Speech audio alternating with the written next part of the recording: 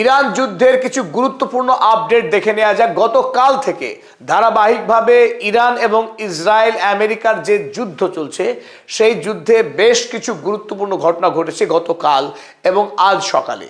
প্রথম সবথেকে গুরুত্বপূর্ণ ঘটনা আমরা গতকাল জানিয়েছিলাম আপনাদের, আয়াতুল্লাহ আলী খামেনিকে আজ দাফন করা হবে তার জন্মভূমি রেজা শরীফ কারবালাতে। কিন্তু অত্যন্ত দুর্ভাগ্যজনক খবর, আজ ইরান সরকারের পক্ষে জানানো হয়েছে আয়াতুল্লাহ আলী খামেনির আজ দাফন ক্রিয়া সম্পন্ন হচ্ছে না।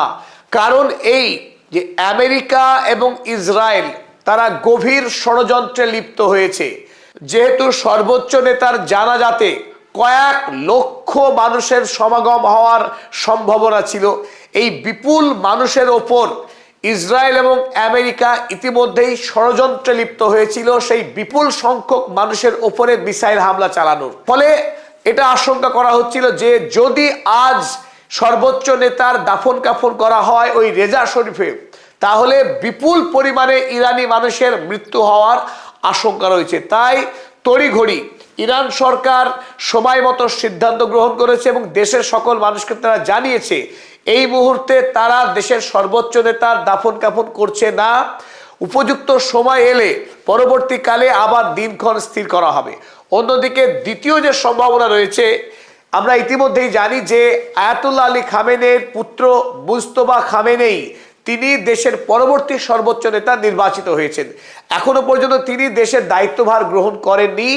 আনুষ্ঠানিকভাবে তিনি দায়িত্ব গ্রহণ করবেন, তারপর তার পিতা এবং দেশের পূর্বতন সর্বোচ্চ নেতা আয়াতুল্লাহ আলী খামেনিকে রাষ্ট্রীয় মর্যাদার সঙ্গে দাফন কাফন করা হবে। এখান থেকেই বোঝা যায় পশ্চিমী দুনিয়ার ইসরায়েল এবং আমেরিকা এই দুই রাষ্ট্র হিংস্রতায়, তাদের যে পাশবিকতায় কোন পর্যায়ে যেতে পারে।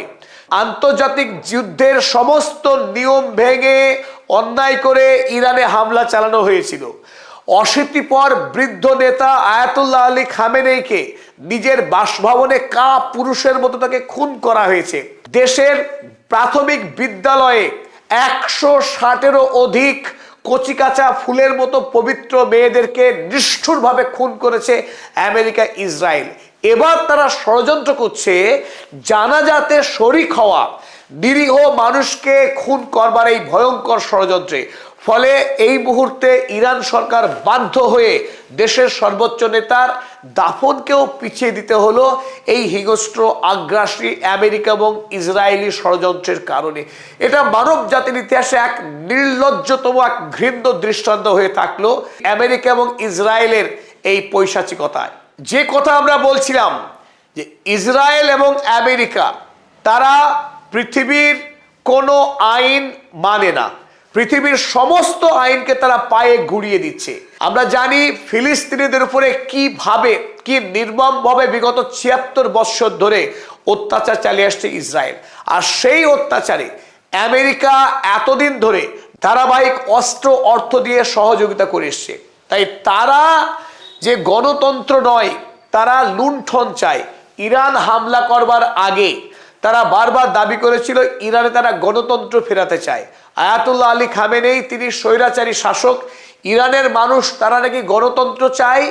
আমেরিকা এবং ইসরায়েলের কাছে কাতর প্রার্থনা করছে ইরানের মানুষ যে তারা যেন ইরানে গণতন্ত্র প্রতিষ্ঠায় সাহায্য করে।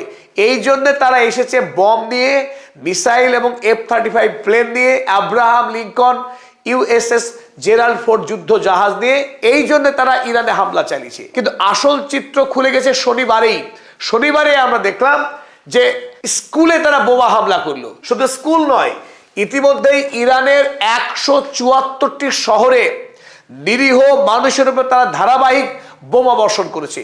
হাসপাতাল পর্যন্ত রক্ষা পায়নি এই বর্বর সেনাবাহিনীর হাত থেকে। শনিবার থেকে শুরু হওয়া যুদ্ধে ইতিমধ্যেই ইসরায়েল এবং আমেরিকার যৌথ এই সৈন্য বাহিনীর তারা আক্রমণ চালিয়েছে 636টি জায়গায়। ইরানের 636টি জায়গায় 1332 বার ইতিমধ্যেই তারা বম্বিং করেছে। এই বম্বিংয়ে ব্যাপক ক্ষয়ক্ষতি হয়েছে, যার মধ্যে 105টি ছিল সাধারণ মানুষের বসবাস করা জায়গা। সাধারণ মানুষ যেখানে বসবাস করে,